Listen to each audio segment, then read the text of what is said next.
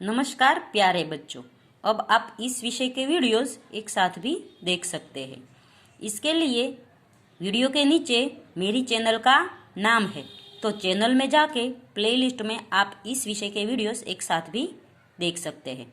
तो बच्चों, पिछले वीडियो में हम सीख रहे थे हिंदी सुरभि 4 का पाठ नंबर 12 बुद्धि सागर। आज के वीडियो में हम इस पाठ का अभ्यास सीखेंगे। अभ्यास से पहले है कठिन शब्द। कठिन शब्द में से हमें परीक्षा में है वो समानार्थी शब्द भी पूछे जाते हैं।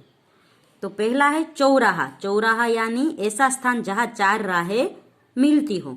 फिर है बंधु। बंधु यानी भाई या मित्र। फिर है प्रत्यक्ष। प्रत्यक्ष यानी सामने दिखाई देने वाला। फिर है छिद्र। छिद्र यानी छेद।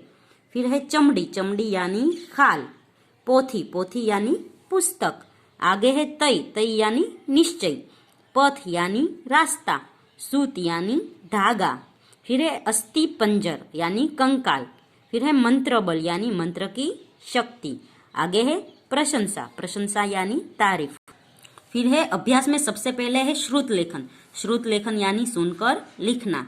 तो यहाँ पर है बुद्धि सागर, शिक्षा, चौराहा, चिन्ह, श्मशान, न्यायालय, प्रत्यक्ष, तर्कशास्त्र, छिद्र, अस्थिपंजर, कंकाल, सिट्टी पिट्टी और प्रशंसा। आगे है मौखिक प्रश्न। मौखिक प्रश्नों में पहला प्रश्न है काशी किस लिए प्रसिद्ध थी? तो उसका जवाब है काशी विद्या के लिए प्रसिद्ध थी। दूसरा प्रश्न है काशी में पढ़ने वाले 4 लड़के के नाम क्या थे? तो उसका जवाब है काशी में पढ़ने वाले 4 लड़कों के नाम थे ज्ञान सागर, विज्ञान सागर, विद्या सागर और बुद्धि सागर। तीसरा प्रश्न है श्मशान में तीनों लड़कों ने कौन कौन से प्राणी दिखाई दिए? तो श्मशान में तीनों लड़कों को गधा और ऊंट दिखाई दिया। चौथा प्रश्न है वैद्य किस चीज की सब्जी पकाने लगा? तो उसका जवाब है वैद्य है वो नीम के पत्तों की सब्जी पकाने लगा। पांचवा प्रश्न है बुद्धि सागर ने शेर को क्या बना दिया? तो उसका जवाब है बुद्धि सागर ने शेर को गाय बना दी। फिर आगे है सही गलत। सही गलत में पहला है 4 लड़कों में से पढ़कर समझने वाला कौन था? तो 4 लड़कों में से पढ़कर समझने वाला लड़का था बुद्धि सागर। 4 नंबर का सही है।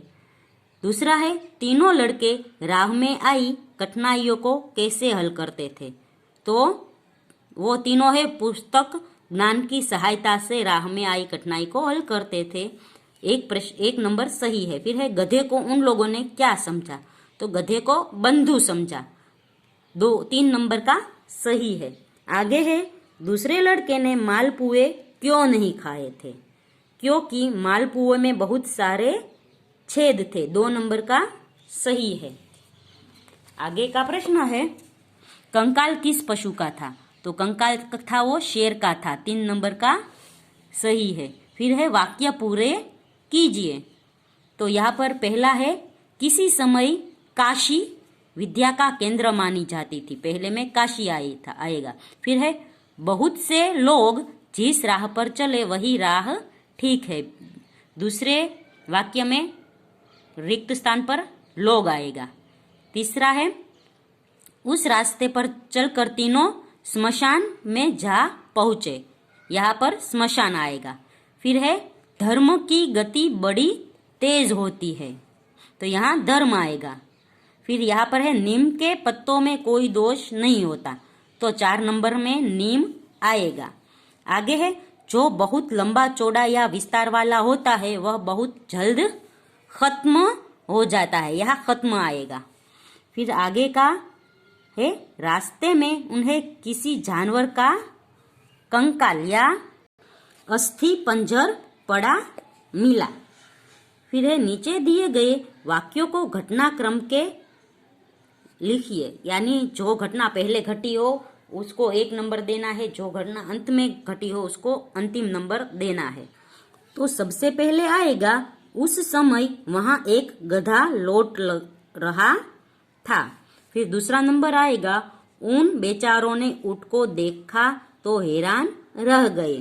फिर तीसरा आएगा, वह नीम के पत्ते ले आया और सब्जी पकाने लगा।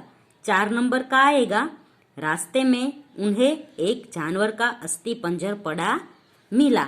और 5 नंबर का आएगा, शेर दहाड़ते हुए उस पर टूट पड़ा। फिर है प्रश्न नंबर 3, नीचे दिए गए वाक्य किस समय कहे गए थे। तो यहाँ पर 4 वाक्य दिए गए हैं, ये वाक्य किस समय कहे गए हैं वह हमें लिखना है। जैसे पहला है, बहुत से लोग जिस राह से चले वही राह ठीक है। तो यह वाक्य तय करते हुए समय के उन लोगों को किस तरफ जाना है। तो यह वाक्य तब कहा गया था कि यह वह तीनों है वो तय कर रहे थे कि उन तीनों को किस रास्ते पर जाना है। दूसरा है, न्यायालय और स्मशान में जो साथ रहे वही बंधु होता है।